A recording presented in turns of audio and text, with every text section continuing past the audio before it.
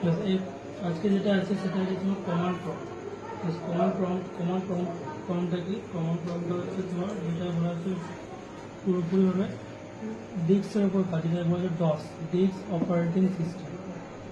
এটা এটা তোমার যে সামনে যে ইন্টারফেসটা দেখতে পাচ্ছ সেটা হচ্ছে পুরোপুরি ব্ল্যাক স্ক্রিনের মধ্যে তোমার এই জিনিসটা করতে হবে। এবার শুধুমাত্র ড্রাইভ ডিস্কের মধ্যে থেকে শুধুমাত্র file management, file creation, folder creation সেটা এখান থেকে করতে হবে। তাহলে প্রথমে একটা ফোল্ডার তুমি কীভাবে ক্রিয়েট করবে আর একটা ফাইল তুমি কীভাবে ক্রিয়েট করবে।